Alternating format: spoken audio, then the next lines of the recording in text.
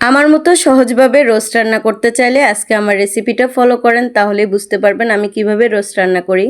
Hello everyone, আসসালামু আলাইকুম। সবাই কেমন আছেন? আমি আল্লাহর রহমতে ভালো আছি। শুক্রবারের দিনটা আমাদের কাছে খুব স্পেশাল। প্রতিদিনই হচ্ছে ভালো মন্দ রান্না করা হয়, কিন্তু শুক্রবারে আমার ছেলেরা যা বলে আমি সেটাই রান্না করি।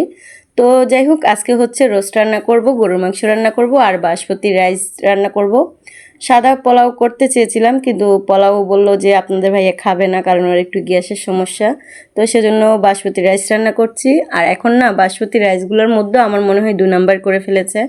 এগুলো একদম লম্বা, আগে যেরকম বেশিরভাগ লম্বা হতো সেটা হয় না, এখন একটু কম হয়। আর ভিতরে মনে হচ্ছে যে মিক্স করে ফেলেছে, আমার কাছে এমনটা মনে হলো। যাই হোক, এখানে হচ্ছে গরুর মাংসর কালা ভুনা করব, মানে কালা ভুনা না, এমনি শুকনা শুকনা করে গরুর মাংস রান্না করব, ভুনা ভুনা করে।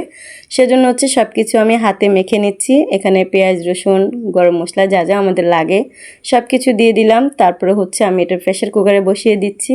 আর প্রেশার কুকারে গরুর মাংস রান্না করতে আমার কাছে জাস্ট মনে হয় 2 মিনিট লাগে। খুবই সহজে আমি রান্না করতে পারি প্রেশার কুকারে। যাই হোক, আমার কিন্তু আর রান্নাটা পুরো কমপ্লিট করতে অনেকটা কম সময় লাগে। মানুষ মনে করে যে ভারী কিছু রান্না করলে একটু টাইমটা বেশি লাগে, আমার কাছে কেন জানি না খুবই সহজ মনে হয়। তো এই পর্যায়ে আমি রোস্টগুলোকে উল্টে পাল্টে দিচ্ছিলাম, রোস্টগুলো একটু লাল লাল। সাদা মুরগির রোস্ট রান্না করলে আমার কাছে মনে হয় একটু ফ্রাই করে হচ্ছে রান্না করলে বেশি ভালো হয়, কারণ অনেকে দেখি রোস্ট হচ্ছে দেশি মুরগি দিয়ে রোস্ট রান্না করলে সেটা কাঁচা রান্না করলে ঠিক আছে, কিন্তু ব্রয়লার মুরগি দিয়ে রোস্ট রান্না করলে সেটা একটু ফ্রাই করলে বেশি ভালো হয়। যাই হোক, এখানে আমি অনেকগুলো পেঁয়াজ দিয়ে দিয়েছি। এখান থেকে একটু পেঁয়াজ হচ্ছে আমি বেরেস্তার জন্য তুলে রাখবো। আর এখানে দেখেন আমার ভাতটা 50% সিদ্ধ হয়ে গেছে। তো আমি এখানে আদা রসুন বাটা দিয়ে দিয়েছি, আর কিছুটা পেঁয়াজ হচ্ছে আমি বেরেস্তার জন্য তুলে রেখেছি। এখানে হচ্ছে শুধুমাত্র আমি জিরা দিয়েছি, আর একটা টক দই দিয়েছি, আর হচ্ছে কিছুটা বেরেস্তা দিয়ে দিয়েছি, আর একটা টমেটো দিয়েছি। আমার কাছে টমেটোটা দিলে ভালো লাগে, আপনারা চাইলে দিতে পারেন, না হলে নাও দিতে পারেন। আর একটু লবণ দিয়ে পানি দিয়ে এটাকে অনেকক্ষণ ধরে কষিয়ে নিচ্ছি। তারপর আমি একে একে রোস্টগুলা দিয়ে দিচ্ছি।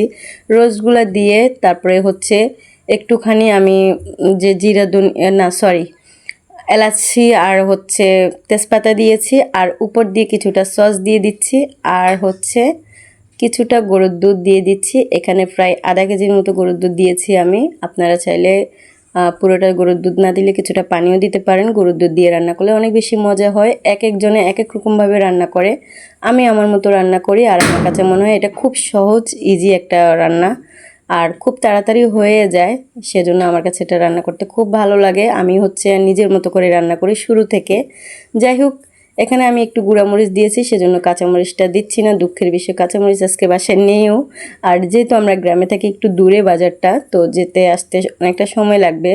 যাই হোক, এদিকে আমার গরু মাংসটাও সিদ্ধ হয়ে গেছে। আমি এটাকে হচ্ছে কড়াইতে কিছুটা পেঁয়াজ দিয়ে আর কিছুটা হচ্ছে জিরা দিয়ে আর একটু ভালো করে এটাকে ঝোলটা আরও ভালো করে শুকিয়ে একটু লাল লাল করে রান্না করে নিচ্ছি, মানে ফ্রাই করে নিচ্ছি, তাহলে অনেকটা খেতে মজা লাগবে সেজন্য।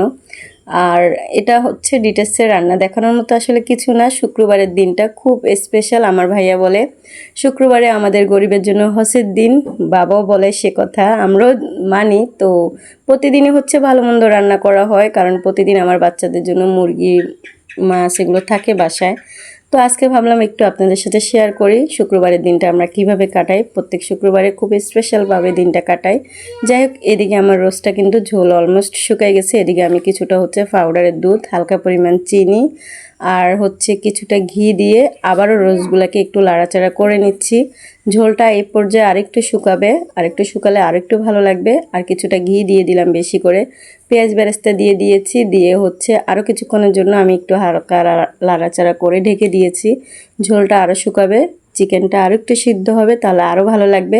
আমার মতো করে রোস্ট রান্না করলে আপনারা দেখবেন, বাসায় একবার খেয়ে দেখবেন, অসম্ভব মজা হয়। সেটা আমি বলছি না, যারা খায় তারা বলে। যাই হোক, এরপর যে আমার রোজগুলো আরেকটু উল্টে পাল্টা দিচ্ছি আমি। এই দিকে দেখেন রোজগুলো একদম হয়ে গেছে, কি সুন্দর তাই না? মাশাআল্লাহ বলবেন।